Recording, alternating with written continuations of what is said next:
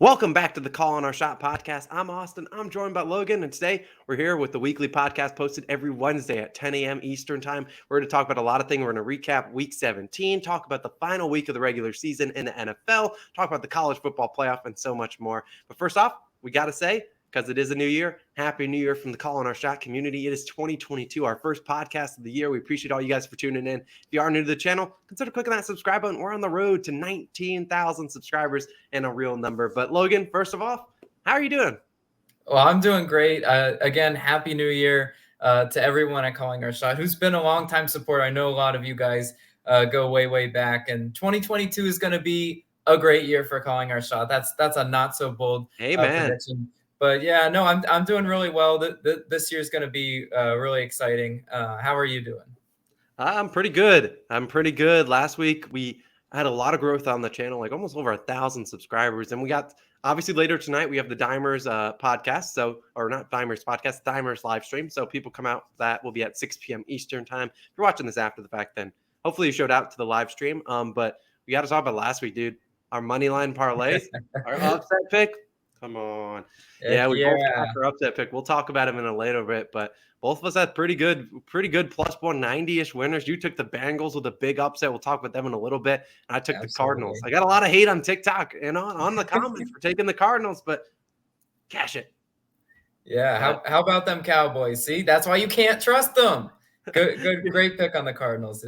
Great pick on your behalf for the Bengals. But we got a lot to talk to. As for myself, I'm perfect. It's 2022. Feeling a little bit better. Last week was an absolute mess of an episode. I was a little bit under the weather, but we're ready to go, and I'm excited for this one. So without further ado, let's hop into our Week 17 takeaways, and I'll let you start it off. So I absolutely have to give a big shout out to the Cincinnati Bengals, because not only did they cash my upset pick, but they put the rest of the league on notice this week. It's a not so bold prediction to say the Bengals could be a team to be reckoned with 5-10 years from now. Do they not remind you that the Joe Burrow to Jamar Chase connection reminds me a lot of Aaron Rodgers to Davante Adams? I said this like week 2 or week 3, maybe when Jamar Chase was bursting on the scene. I said that's who he reminds me of, and it's coming to fruition now. I mean, anybody that had Jamar Chase on their fantasy team, good job for you. Enjoy the 50+ fantasy points. But this Bengals offense is deadly. And I think it just gets overlooked a lot because, yes, they're in Cincinnati, Ohio, right? Not a huge market, not talked about enough, but they can compete with the best teams. Look at what they did to the Kansas City Chiefs. You know what? I kind of lost the faith in the Bengals. I'm like, getting in a shootout with the Chiefs, giving up 30 points to the Chiefs, it's not going to get the job done. But nevertheless, that offense stepped up. It was extremely impressive. Yeah, I mean, it's crazy to think about. You think back to let's talk about like 20 weeks ago. Jamar Chase in the preseason, everyone was like, this guy can't catch. This guy's terrible. This guy's a bust already. And then you look at him, he's broken so many rookie receiving records, just past his ex-teammate Justin Jefferson at LSU. I mean, Jamar Chase has been one of the ridiculous stories. I'm curious, and you're right.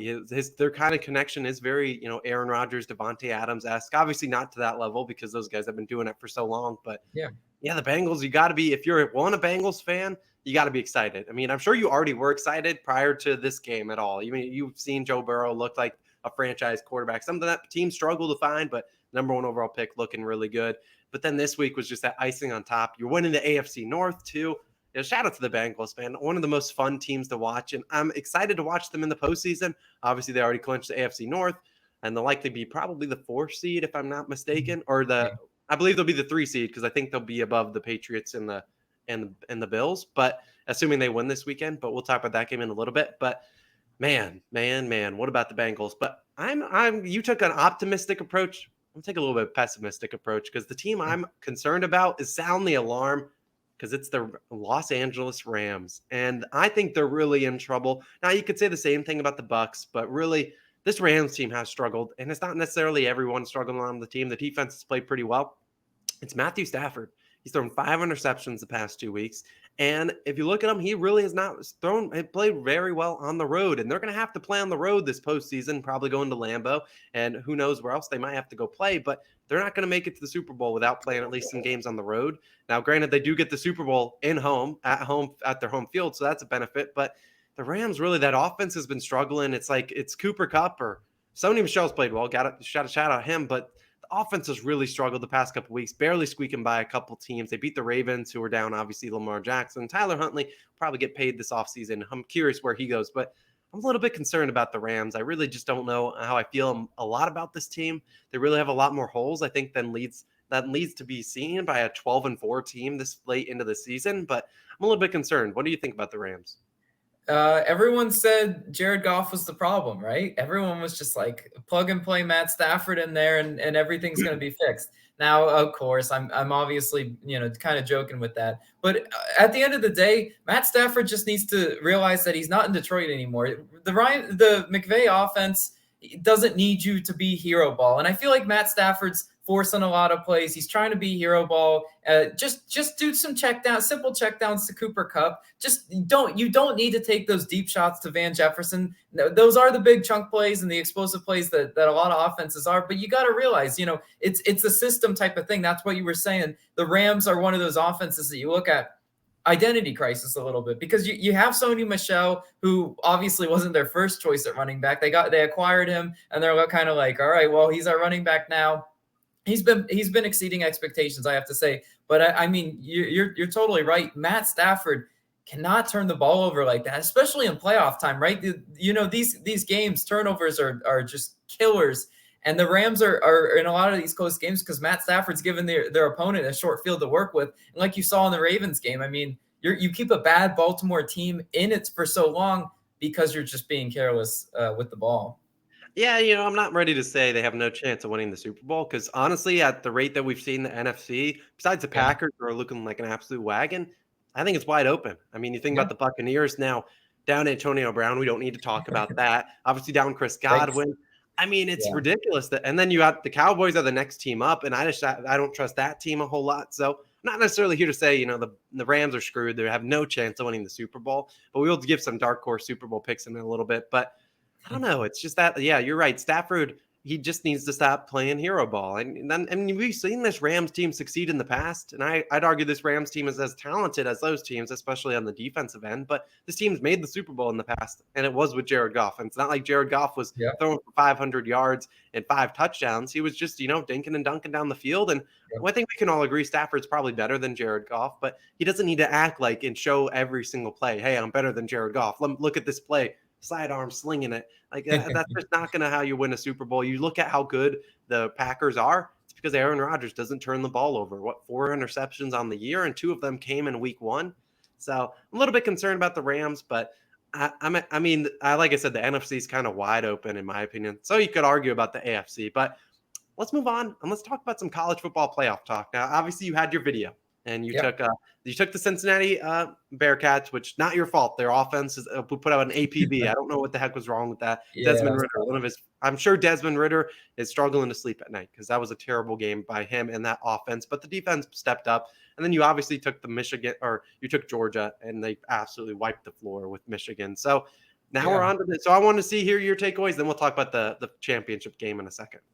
Yeah, so first of all, I do want to talk about the Cincinnati game. That game was very frustrating if you were like me and took Cincinnati with the points because their offense just would show a little bit of sign of life and then they'd get sacked and it'd be 3rd and 24 and you'd just be like, oh man, it was just a brutal outcome because Alabama didn't exactly show out in the ways that a lot of people expected. Everyone was like, oh, it's Alabama 35-0. Well, that's not exactly how the game played out. I thought Cincinnati had lots of opportunities, which is pretty much what you asked for. To cover that 14-point spread, you just want opportunities. They were there, and unfortunately, they didn't capitalize. Credit to Alabama and their defense, though. That's why Alabama is a powerhouse every year because not only do they have the offensive talent with Bryce Young, who's playing amazing, they also have the defensive talent. They just rotate DBs in there and their first round picks the next year. It's ridiculous. But in the other game though, Georgia did exactly what I thought was going to happen. I knew Michigan was a fraud. I told you, if you watched my video, I told you that they weren't hungry. And in college football, the hungry team is the one that wins. And you know what? Georgia is on a mission. They want that rematch versus Alabama, and they were going to let a Michigan team stand in their way with an overrated Aiden Hutchinson. Yeah, I said it. My not so hot take is that Aiden Hutchinson is overrated. But I mean, truthfully, that Michigan team was just not prepared. Jim Harbaugh is still a fraud of a coach. He had a good season, but I think that's more of a fluke. But yeah, credit to Georgia. Georgia did exactly what I thought they were going to do. And now we have a great rematch, and I'm excited to hear some of your takeaways as well. Yeah, you're right. And I was a little bit disappointed in Cincinnati. We'll move on to the Georgia-Alabama game in a second. I was disappointed in Cincinnati, not because, they lost. I mean, I think it was assumed that they might lose. I thought they had a chance, but it's more so the way they lost because, yeah, the defense looked good. I'm glad Sauce Gardner, Kobe Bryant, the legend, they both showed out. I mean, they showed that they're probably the best tandem cornerbacks in the college football. But yeah, it's just that offense that was a little bit disappointing. I'm sure Cincinnati fans that traveled to the game were a little bit disappointed in the showing, but can't be sad. I mean, it's a silver lining. It's one of the best seasons, probably the best season they've ever had as a program. Mm-hmm. So you made it to the college football playoff. You didn't absolutely, get embarrassed, although you didn't score a touchdown, but we've seen bigger blowouts in the first round of the college football playoff. Notre Dame anytime. Yeah. Notre Dame fans are just Notre Dame or Oklahoma, every time those two teams slip in the playoffs, they get the brake speed off of them. So yeah, credit to Cincy though. And the Michigan game wasn't necessarily too much of a surprise. My sister and dad both traveled to that game. Kind of warned them, I'm sorry, this might be a beatdown. Georgia is hungry. So let's move on and let's talk about the next game because it's Georgia versus Alabama, a rematch of the SEC championship. Yeah. Obviously, we won't ask you for a pick because your video, I would imagine, will be out late Sunday night when my normal Monday Night Football video goes out. But yeah, I want you to give a quick takeaway and then I'll give my official pick because why not? Man, it's really tough to talk about this game without giving my game pick. But I just want to say that Georgia is a team of destiny. They slipped up versus Alabama in the SEC championship. They thought they were invincible. Alabama came and humbled them. That's what happens. You see a lot of times in college football. These teams need humbling. You just rolling over the SEC and non-conference opponents, and then you face the big dogs, Alabama, and Alabama puts them back in their place. I feel like you're going to have a lot of people trust in Alabama, trust in Nick Saban, never bet against Nick Saban. You're going to have that sort of attitude. Yeah, exactly. As an underdog, which is, in the original SEC championship, I did pick Alabama because I'm like, I don't think Georgia's ready for this moment. I think Georgia is ready for this moment. Truthfully, Stetson Bennett doesn't have to play amazing, especially with that defense just led by all pros. I mean, it's going to really create a great narrative, though, if Georgia can stop Bryce Young in the ways that they couldn't in the SEC championship. You saw Bryce Young being able to improvise, get those explosive plays. What do I always talk about in my videos, though? I talk about those explosive plays, the yards per play. Georgia's like top 3 and limiting it, and Alabama's like top 10 in the offensive explosive plays. That's going to be something to watch for sure. I'm really excited to watch, and I wonder which way you're leaning. Yeah, I mean, you look at last week, Cincinnati had a blueprint. They made Bryce Young. He didn't look like Bryce Young, the Heisman winner. They made him uncomfortable, limited a lot of those big plays. Maybe it was due to Mechie being out, and Mechie will again be out today. And you think about that first matchup, well, in the SEC championship, Mechie played a big role, and it really that you saw if you watched the Alabama versus Cincinnati game, they had Jamison Williams playing in the Mechie role, which was very weird because, you think Jamison Williams, he averages like over 20 yards a catch. He's one of the most explosive guys. He'll be playing on Sundays in a couple years. Sure. But you think about it, he was playing into that Mechie role, and I think that was really limiting that offense. So I'm curious if they switch him back to that, that long guy that goes deep, makes explosive plays. But you're right. I do think Georgia's got a chance here. I mean, this is a team that they didn't want to dump a Gatorade bath on Kirby Smart. You saw Kirby Smart yelling at Stetson Bennett at halftime, saying he mismanaged the clock. They were up like 27-3 at that moment. So I think Georgia has a good chance here. I know a lot of people are going to be like, Alabama, Nick Saban underdog, and hammer. Yeah. And I'm just saying not so fast. I think this Michigan team this Georgia team is really going to step up here. I mean, the line movement has already indicated that it was a 1.5-point opening, now up to 3 points. Saying I think Georgia's got a good chance. That's who I'll be rooting for on next Monday. I think it's going to be a great game, and it's arguably, I mean, you've got to argue these are easily the two top teams in the college football. So I'm happy to see them match up again, but I'll probably lean with the Bulldogs in this one. Yeah, no, all the points that you hit on were valid. And I think that's why, I mean, the line movement is indicative of, some, confidence in Georgia to get them back. It's very hard in football to beat a team twice in a season. I mean, truthfully, it's, and especially in college football, teams make adjustments. Kirby Smart's a good enough coach to make those adjustments. I do trust him. He's a Nick Saban disciple, and, everyone knows Nick Saban's record against his former coaches. But that being said, yeah, I mean, it's really hard to not have confidence and optimism in Georgia. Very rarely, I mean, you think about that Nick Saban record. Yes, he does have, a great record against his ex-coaches, but very rarely does he go up against a team that's actually better than his own or more talented than his own, or at least equally talented. And you're right, this Georgia defense is, I'm curious when it's all said and done at 5 years, how many first-round picks this team will have on their roster, because it's going to be in the double digits guaranteed. So that's exciting. We'll be looking forward to your video on Sunday night, so definitely stay tuned for that, and you'll see your official pick. What's your 2-1? You're up a couple of units after the 2-unit winner with UCF. So you've been on a roll.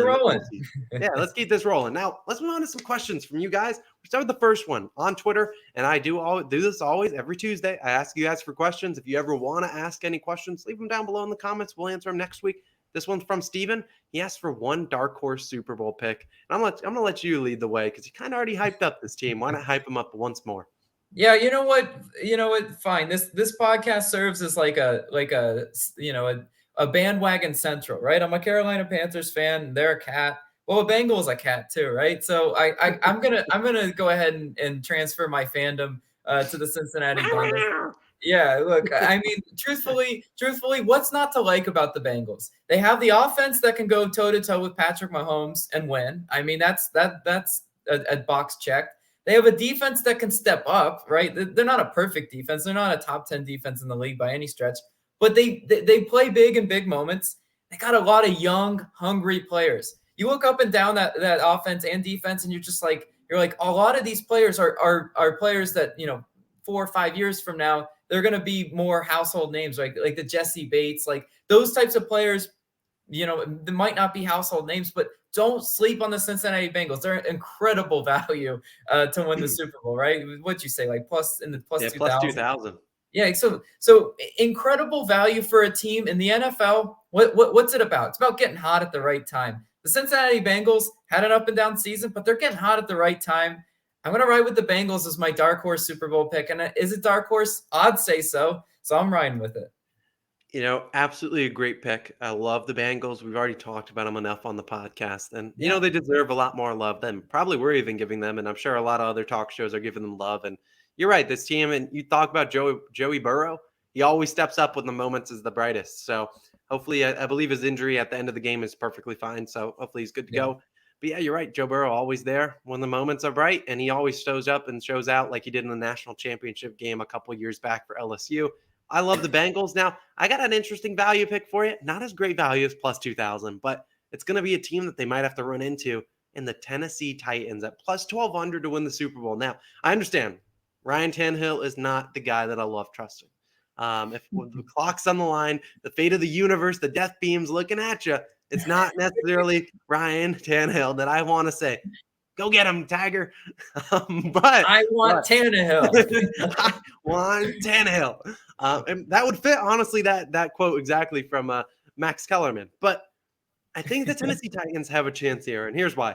One, they're probably going to be the number 1 seed in the AFC. And we look at the AFC, it's kind of wide open. You got the Kansas City Chiefs. Well, check. They already beat them. You got the Buffalo Bills. Check. They already beat them. I don't know if they played the Bengals or not, but so you look at the AFC kind of wide open, and you normally want to go to a team that's going to get home field advantage likely the whole entire postseason as they're one win away from clinching that. And that's something that you really need to see out of a team. And you look at the Titans, could we be getting Derrick Henry back, the king? I don't know. I'm not going to necessarily bank on it, but the guys that have filled in for him, Deontay Foreman, Dontrell Hilliard, I believe are both their names. They both stepped up and played pretty well. A.J. Brown's back. looking pretty good. And Ryan Tannehill, despite being, very up and down, he still is a serviceable quarterback. It's not like we're asking him to throw 6 touchdowns. Where we look at their defense, pretty good, one of the best in the league at stopping the run. And they got Mike Vrabel, one of the better coaches, more underrated coaches in the NFL. So I love the Tennessee Titans. Are they going to win the Super Bowl? Probably not, but for value's sake, plus 1,200 odds for the number 1 seed, probably in the AFC. I think it's too good to pass up. They should have a first round bye too. And who knows? I mean, can you just imagine the hype where you just see first round bye and then you see active Derrick Henry on Sunday that or would be Saturday, crazy. whenever they play their first game? Be unreal. The crowd will go absolutely nuts if Derrick Henry returns for this game. And I'm not saying that it's going to happen. I have no idea his injury status because he's been out for, I believe, 9 weeks so far. But I'm just saying, man, wouldn't it be a story to see Derrick Henry just come back and lead them through the postseason? I'm all in, and I'm riding with the Tennessee Titans. All right, what we like about the Tennessee Titans? We love Vrabel. We love Derrick Henry when he's healthy. What don't we like about the Tennessee Titans? We don't have to say this. What we don't like is when they have to play catch up. And Ryan Tannehill, I don't want Ryan Tannehill. Oh, there you go. I said it. I flat out said it. What did I do to you? Yeah, he's, you know what? Ryan Tannehill just doesn't have the it factor. He doesn't have the clutch gene. When I need 3 points or whatnot in the playoffs, I'm not putting any stock in Ryan Tannehill. I think, you know what? I think if you're picking Titans, you're letting your money ride on the fact that they get Derrick Henry back, because truthfully, that's how I see it playing out. If they're going to make any sort of run, they need King Henry, because, Foreman has been a good fill-in, but you know what? He's really prone to fumbling. I don't know how many Titans games you've watched, but he loses the football at least once a game that I've been watching, and it's been shaky. And like I said, if they're just in that trailing role, like if they have a bad matchup against Bengals, against Chiefs, these higher powered offenses, they could be in trouble. Yeah, I totally get the point. I have no counterpoint to this. I'm just going to ride with the Titans for value's sake, because I think, if we can get Derrick Henry back, they really do have a chance. We've seen them succeed in the postseason in the past. It's not like they're completely foreign to it. They do have playoff success, and Mike Vrabel, one of the better coaches. And I think this defense can keep them in games. And sure, do we want them playing from behind by 2+ touchdowns? No, absolutely not. But I think they might be able to avoid those deficits if they got every single game at home. I think it'd just be a cool story to see the Titans. But they do have a lot on their injury radar. We don't know if Julio Jones will be back. We don't know Derrick Henry. So a lot of question marks really to be solved over the next 2 weeks. It's true. Yeah. No, they need Julio back, to be honest. They just need that role filled, and RIP Julio, because he just cannot stay healthy. And it's a tragic, but yeah, you're right. We need Julio back. But let's move on to the second question. It is from Football Culture on Twitter, and he asked, "Who's our favorite NFL player of all time?" I'm going to lead this one off because this is a man that needs no introduction. He is a transformer. His name is Megatron, and his name is Calvin Johnson. And as some people out there know, I grew up outside of Atlanta, so I was very close to the Georgia Tech campus. And Megatron went to Georgia Tech, got to watch him the majority of his career. And he was one of those, icons growing up. Because I was young, that's right around the time when we started watching football, actually learning, these are players' names. Oh, we're playing fantasy football kind of nonsense. And Megatron was arguably the best in the game. I get nostalgia just going onto Twitter, onto YouTube, and just seeing Megatron highlights. I mean, you just see him just going up over 3 people, just absolutely awesome people. The guy was a legend. He was a freak. He retired way too soon. That day still gives me tears. But I think he's a future Hall of Famer. I don't know if that's on the radar, but hopefully he makes the Hall of Fame. I think he will. And yeah, maybe he already did. I don't really remember. But Calvin Johnson, gone too soon in terms of retiring from the NFL. Not his fault that he played for the Lions. Wish he stayed longer. But man, I love Megatron, and I have no other words, can't describe. If you never got to watch Calvin Johnson play, just go look up his highlights. You'll understand how much of a freak that is. And it feels fitting as Cooper Kupp approaches his record for the most receiving yards of all time. Maybe Cooper Kupp passes him this weekend. Granted, it was a 17-game slate, but man, I love Calvin Johnson. Yes, Calvin Johnson is a Hall of Famer. I don't know if you remember, he was recently inducted. So that's what I thought. I just couldn't remember off the top of my head. But I was like, I swear I saw him in a yellow jacket. It's so fitting that you picked Megatron, because, to be honest, Calvin Johnson was one of the most fun players of our growing up. I mean, everyone wanted to emulate just chucking up a ball to Calvin. Calvin's out there somewhere. That's what Stafford. He was the original OG of that meme. Yes, exactly. Calvin Johnson. To be fair, when we were asked this question, he's the one that kind of came to mind for me, and I'm glad you picked him because you're the one with the dang Calvin Johnson jersey. But my second is another player that kind of played in that era, and it's like it's one of those players that might have you going, what? Oh yeah, Wes Welker. Now, here's a guy emulating Chris Collinsworth. Now, here's a guy. Wes Welker is just so scrappy, and he did everything. He was the original Julian Edelman. He was the original Cooper Kupp. He was the original Hunter Renfrow. Yeah, there's a similarity between all those players, but truthfully, Wes Welker was one of those players that I just looked at him and I'm like, hey, he's kind of got my build. Like as a guy that's under 6 foot, I'm like, if Wes Welker can do it, I can do it too. But truthfully, he was so fun to watch. He was just, I wasn't a New England Patriots fan, but I was a Wes Welker fan for sure. Obviously being Brady's security blanket, and then he finished his career up with Peyton Manning and Denver. That was fun. It's really fun to see Wes Welker as one of those just all around great football players. When he was a returner, see, a lot of people don't know his origin story. He started out as, a return guy. He even kicked for the Miami Dolphins. People don't know that. Yes, he was a substitute kicker and kicked, probably an extra point, I think, for the Dolphins. He's just one of those players that if you get to know Wes Welker a lot, better, his story is really cool. And yeah, it's just, he was one of those players that in fantasy football too, growing up, you wanted to have him on those PPR teams, right? Of course, the Calvin Johnson, those were the obvious ones, but it was the Wes Welkers that won a lot of people championships. Yeah, I'm looking at his stats, and this was his 6-year run. He had 112, 111, 123, 86, 122, and 118 reception in his final 6 seasons with the Patriots. Jeez, exactly. That is ridiculous. And you're right. He's kind of paved the way for a lot of those younger guys. And I imagine guys like Cooper Kupp and guys like Hunter Renfrow watched Wes Welker growing up. I mean, they're about the same age as us in terms of, when they started watching football. And yeah, you're right. Wes Welker was one of the most fun guys to watch, a guy that wasn't running a deep routes, but he was running those squirrel routes, those short ends, those short slots, slants. He was awesome. But as awesome as he was, I hated watching him as a Jets fan growing up because you were just like, oh, he's wide open again. And you just had to shake your head and you're like, well, what can you do? That's just the Tom Brady to Wes Welker. I've seen this story 100 times as he has caught over 100 passes. And it's just like, whatever. But I love the pick. And I know you loved Wes Welker.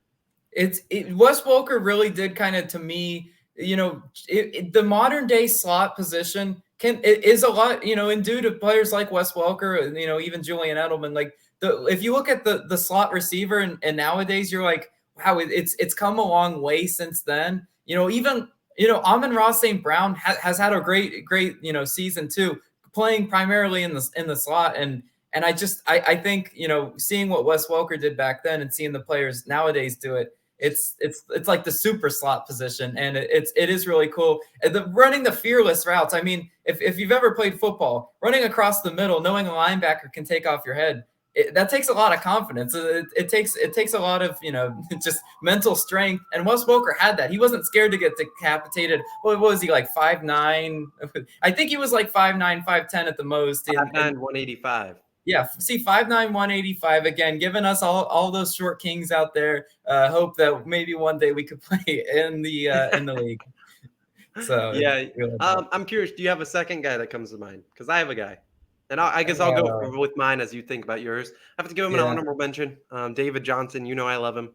He's still playing, obviously, but still got to give him. He's an OG. And I really loved him with the Arizona Cardinals. One of the most humble, down-to-earth kind of guys. And not a lot of people you see as, as open to the fans and as open to fantasy football as David Johnson. And just while his career has kind of been cut short due to injuries, and, he's still serviceable running back in the NFL. But, man, he was super dominant for the Arizona Cardinals in those days with Carson Palmer. And so I really loved him. Don't have his jersey, but I got to give him some love because he was one of my favorite players. And he still is. And I just hope, maybe he has one more, resurgent game that we see throughout his career, but got to give David Johnson a little bit of love. Yeah, I know you love you some David Johnson. No, my honorable mention, and honestly, one of the reasons why I became a Carolina Panthers fan way back when, Steve Smith, the Ice Up son. Steve Smith is one of those players that also comes to mind. Every time I'm watching Carolina Panthers football, I'm like, I'd kill for some Steve Smith right now. So, I mean, truthfully, Steve Smith is one of those players that I enjoyed watching. You hated to see him on the Ravens to finish up his career. That pissed me off. But I mean, I loved when he was a Carolina Panther. He was so fun to watch. He was so scrappy and gritty. He would get up in the opponent's face, always talking trash. I love receivers that aren't divas. Steve Smith was the exact opposite of a diva. He was the gritty. I'll put my every ounce of sweat for the team, and that's what he did. He's kind of the opposite. He was like the more of the antithesis of the modern day NFL diva receiver. That wasn't Steve Smith. Another guy that comes to mind, and then we'll move on and start talking about our Week 18 upset picks. And I know a lot of people probably don't like this guy, maybe due to his off the field antics, but Michael Vick. If you're talking about one of the most exciting people to watch play football, gotta be Michael Vick. His highlights are ridiculous. And like I said, I grew up outside of Atlanta, so I got to watch Michael Vick grow, become the starting quarterback for that team, although I don't remember 100% every single game, but talk about his highlights and just him. You're just watching him suit up on every Sunday and just making people look like fools out there. It was ridiculous. And so I know he's like, a lot of people nowadays, have the Lamar Jacksons of the world, but Michael Vick was the true OG of the, athletic quarterback that just made people miss and was just fast as heck coming out of the backfield. And so the things he could do with the football were ridiculous. And, obviously did some off the field things. We won't talk about those, but big fan of Michael Vick over here. Yeah, and for all those people playing Madden out there, I mean, he's the OG scrambling quarterback. I mean, he changed a lot of how quarterbacks were perceived, and not just throwers, but also runners of the ball. I mean, there's quarterbacks that did come before him, but not with the athleticism that Michael Vick did have. Exactly. So without further ado, let's get into Week 18. We're going to talk about the Saturday night games. We're going to talk about the Sunday night games. We're going to talk about a bunch more, but of course, we lead it off with some upset picks. And so like we said last week, cash. We swept our picks.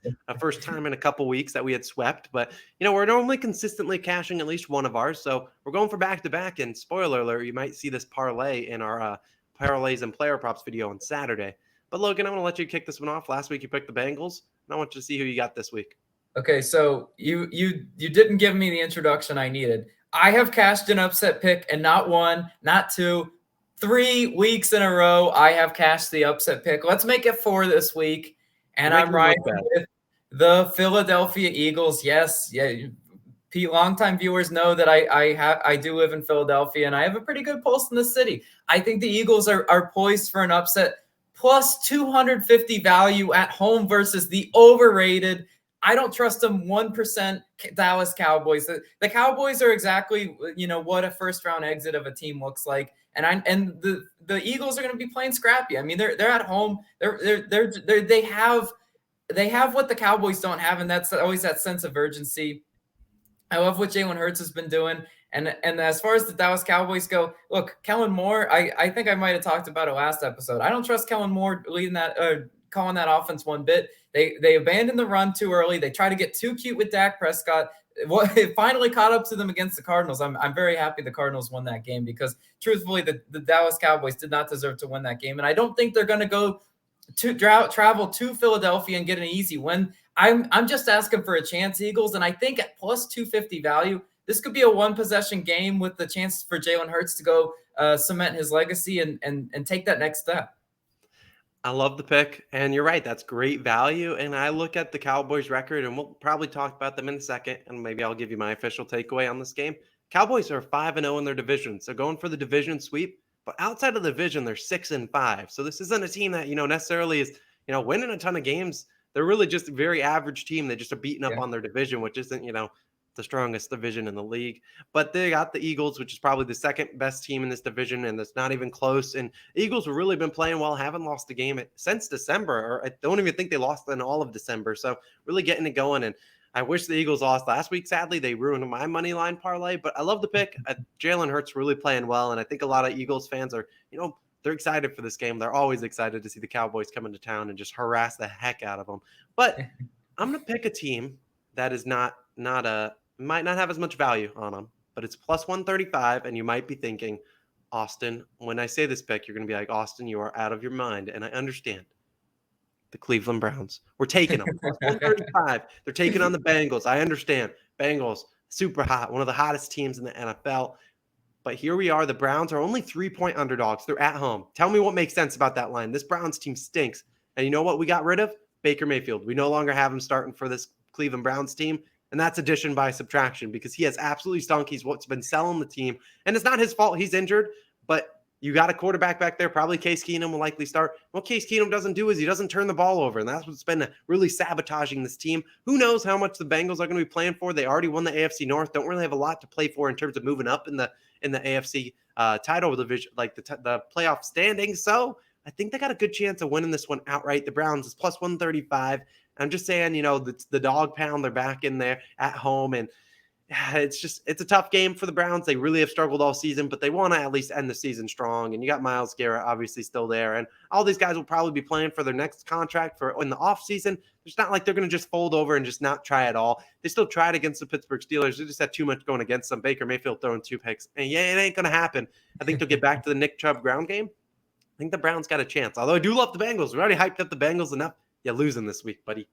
Yeah, I mean, okay, look at this one. This is a line that just truly doesn't make sense. If you're picking this pick solely on line reading, I'm with you because I'm just gonna say this is probably one of those everyone and their mother's on Bengals and then the Browns end up winning outright. I could see it. Yes, we talked about these sort of narratives before, and truthfully, Baker Mayfield is an atrocity to that team. He's straight up takes them out of ball games. I think at one point, correct me if I'm wrong, I think I heard a stat that 10 straight passes were thrown incomplete. I mean, that's as an NFL quarterback. Is that bad? Can you do? Yeah, no, that ain't good. Like, how can you sell your team so badly like that? They just have to get back to basics if the Browns are going to go ahead and win this game, and I do think they do. It's also worth noting, like you said, the narrative thing about the Bengals. Are the Bengals playing as hungry and as desperate as they were against the Chiefs? Probably not. And with that being said, could Cleveland get a sneaky win in there? Absolutely. Case Keenum being that game manager type quarterback, hopefully not going to completely sell the pick. I do like it. I don't love the Browns, don't love Baker Mayfield, but I do like the pick.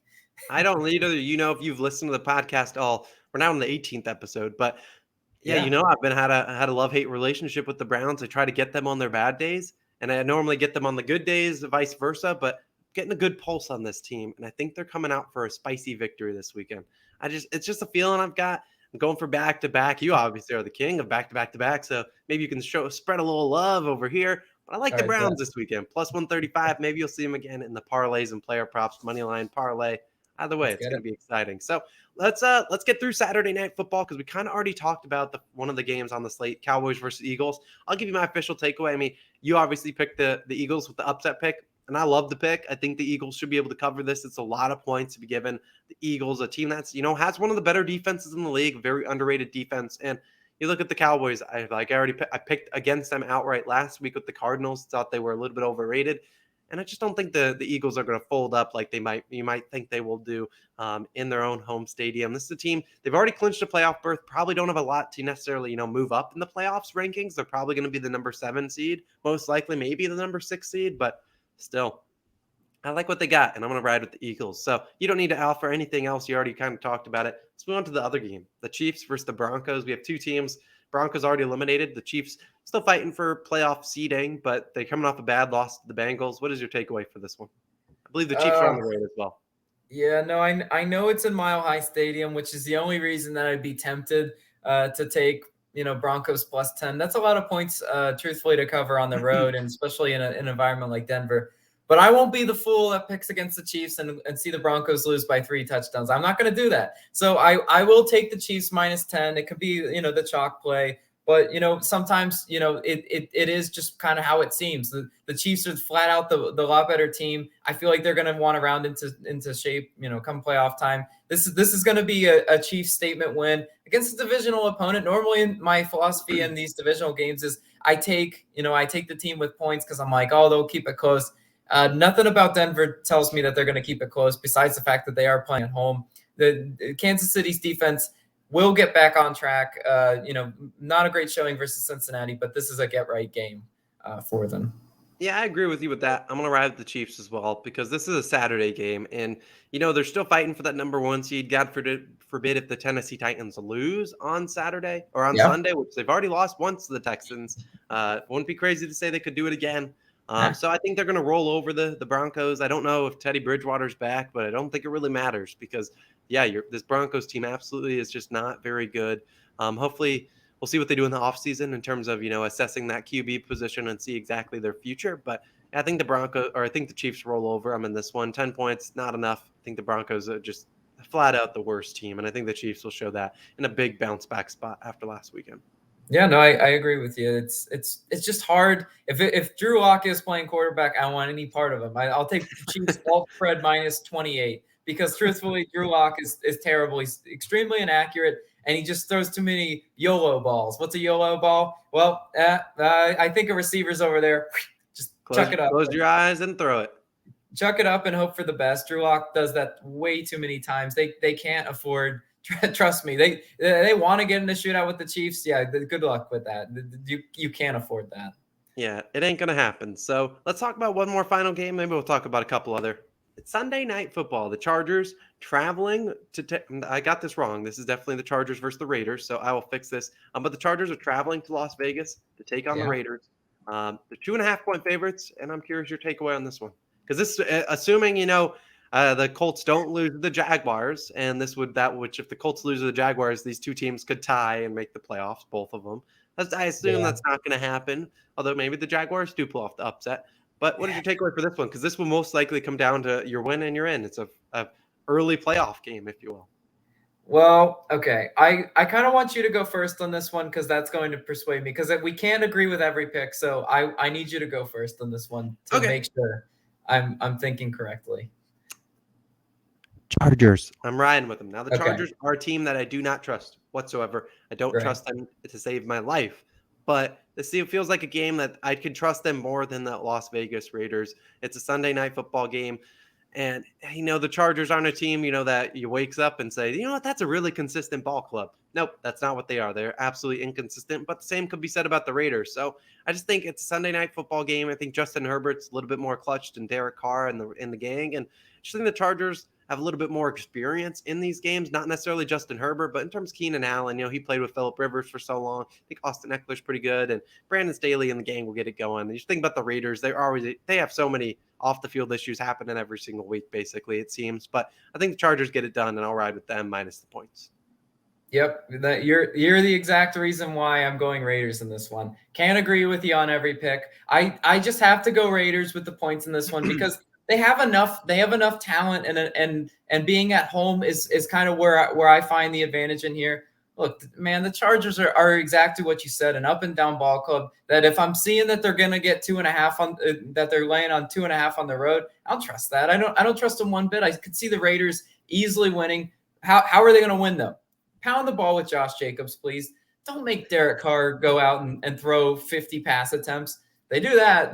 Chargers should get the easy win. But you know what? This season to me has actually been kind of impressive for the Raiders because losing John Gruden and overcoming that adversity, with the Henry Ruggs incident, this team's got to rally behind each other. I think playing at home in this one, home crowd behind them, they're going to rally. They're going to rally behind scrappy players like Hunter Renfrow, who I absolutely love.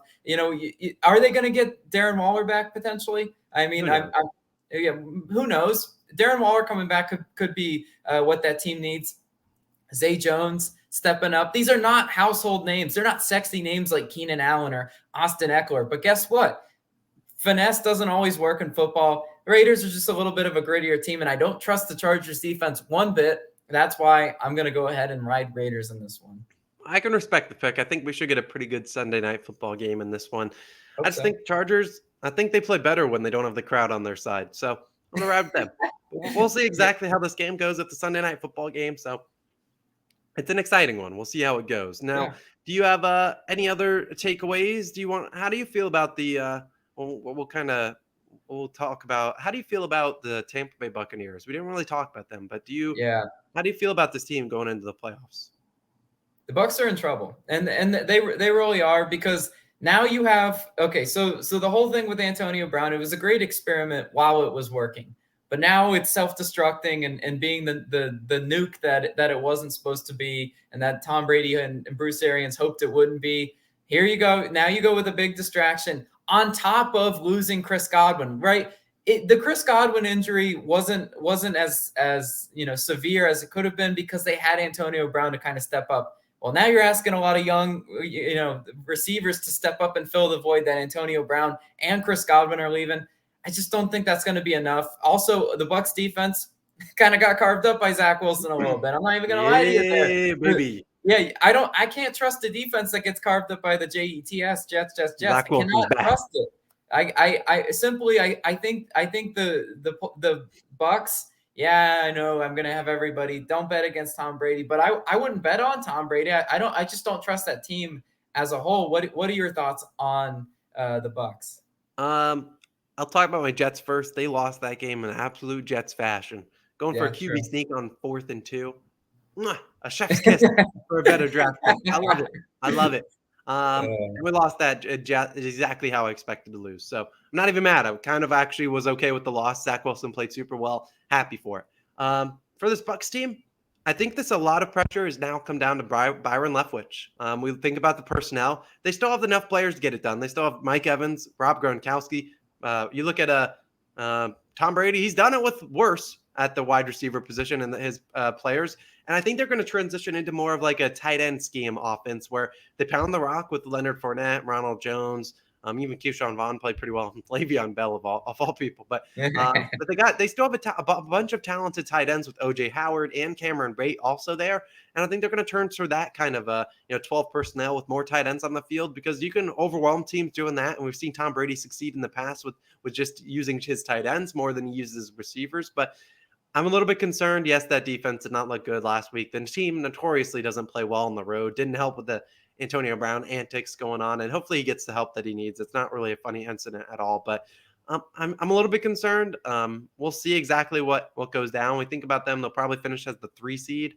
So I'd imagine they'll be playing probably the 49ers in the first round, maybe the Eagles, depending on who wins, the final playoff game or the final game to get into the playoffs in terms of the wild card. But we'll see. I don't know. I'm a little bit concerned, but was excited to see the guy step up. Tyler Johnson, I think, is a pretty underrated guy, a wide receiver, but you don't really want him as your number 2 guy. Cyril Grayson, I believe is his name. He stepped up, caught that game-winning touchdown against the Jets, but these aren't guys that, you normally would think of as, super great, but we'll see. Tom Brady's done it in the past with worse, and I never am one to bet against him, but I think what's good on their side is, one, there's really not a lot of, you can't say, wow, there's so many dominant teams out in the NFC. Really got the Packers, a team they already beat last year in the playoffs, like it or not, like Matt LaFleur's call to kick the field goal instead of going for it on 4th. But still, they beat that team in Lambeau Field, and they'll actually get a home game this postseason. So I'm a little bit concerned for them, though. I mean, if I was a Bucs fan, I wouldn't be saying, you know what, we got this in the bag. But I think they still got a chance. Yeah. Their odds are still, plus 750. So it's not like Vegas is saying they got no chance. No, you brought up a really good point, though. How it's going to have to transition into that run game, right? It's going to, Leonard Fournette and Ronald Jones are going to have to both play, pretty big roles. Le'Veon Bell maybe, okay, as a substitute in there. But yeah, it's just Tom Brady definitely elevates the players around him. We know this to be true. I think offensively they can overcome those hurdles, but defensively, where are they getting better? That secondary was already decimated. They're just getting torched left and right. They pride themselves on stopping the run, but the Jets still were able to move the ball up and down the field. If the Bucs are playing on the road, I couldn't have any confidence in them, even though they have the greatest of all time back there. Yeah, I'm curious what we'll see from them. But would you say the Packers are the leader by far in terms of any team to win the Super Bowl? Yeah, to win the Super Bowl, yes. But you know what? I wouldn't say by far. I still just think the Packers can be had, right? Obviously, Lambeau Field's a tough place to play, but given a neutral site, right, like the Super Bowl, a hot team out of the AFC, Chiefs, of that variety, easily could beat the Packers. Aaron Rodgers has had an amazing season, but you know what? They're not invincible either. For everyone's kind of just mentally penciling them in as the alpha, the team to beat right now. But I want to say not so fast, right? This is the NFL. Any given Sunday, what if the Packers show a little bit of rust? in the playoffs. What could that happen? Certainly could. I think an interesting thing I was thinking about before the podcast. I think this could be Aaron Rodgers' last NFL season. Whoa. I think that's really a hot take, and it's something a lot of people aren't really thinking about. We obviously think, he might move on, but think about Rodgers. He's said in the past he really loved when quarterbacks and players played for one franchise their whole career, and he's never wanted a farewell tour. So this has never been a guy that wants, that Kobe Bryant or the Big Ben Roethlisberger. I was just listening to him on the Pat McAfee show. He was even saying he doesn't want that farewell tour. He doesn't want that. He just wants to, leave when his time's, when he wants to.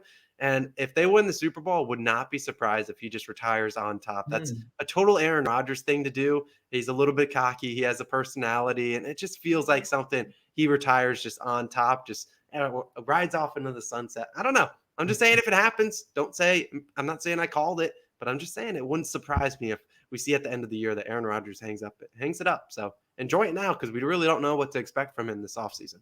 Yeah, Rodgers is one of those players, that they could have prospects beyond football, which is also a motivating factor. We've seen him host Jeopardy and things like that, obviously, his commercials. Aaron Rodgers is a pretty charismatic guy, love him or hate him. He will be on your television screen. So I definitely agree with you there. Kind of retiring in the prime of his career might be wild, and a lot of people will be, left shaking their heads, but we've seen players do it before. So you know what? It's not so crazy if they were to win it. Yeah, I mean, he would be coming off probably 2 back-to-back MVPs. So, and then a potential Super Bowl trophy. I don't know. It's hard to retire better than that, going out on top. So it's a spicy take. Love it. I mean, yeah, we're gonna see how it plays out. But that's gonna do it for the podcast. We appreciate you for tuning in. If you are new to the channel, you enjoy the whole video, we would appreciate if you click that like button, subscribe to the channel down below. Appreciate you guys for tuning into the weekly podcast. We will be back again next Wednesday to talk about whatever you guys want to hear.